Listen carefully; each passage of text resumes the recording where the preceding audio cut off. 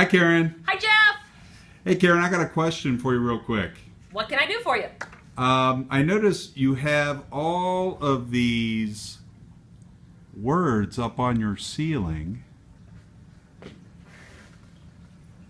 all over. I know. Can you tell us about those real quick? Yeah, you know, it was interesting. It started off at the beginning of this year because there were a number of words that I was using in my class that my students didn't know.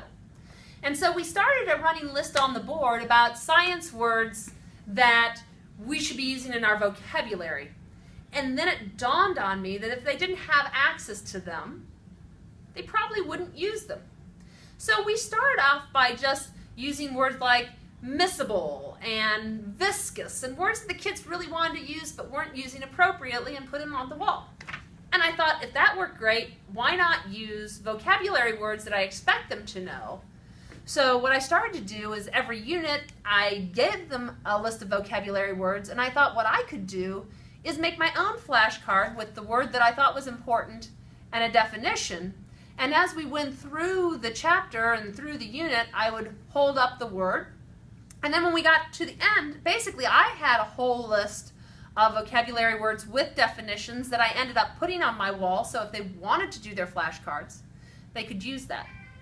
Then after the unit was finished, I ended up putting them on my ceiling just so they have access to them. Now it's not necessarily knowledge that they're struggling to learn, but it's concepts that they should have under their belt, and I want them to be able to use those words. I see. So on that paper, what's on that paper there? The original flashcards? So the original flashcards are on this paper, and actually as my word ceiling began to evolve, I color code my units so my students can access them in their notebooks. I'm not sure if you've seen a freshman notebook, but sometimes a little forced organization is great. And I started thinking, why not make my vocabulary words the same color as my flashcards? So that's the way it's even easier for the students to kind of recall and group them. I see.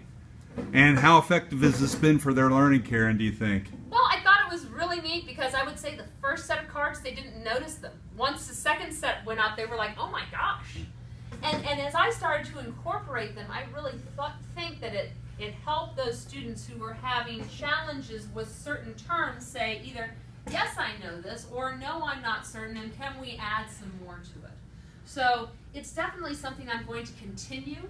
I will take all the cards down at the end of this year and start them all up again next year. So I think it was a really effective learning tool. All right, thanks, Karen. Thank you, Jeff. Have a great day.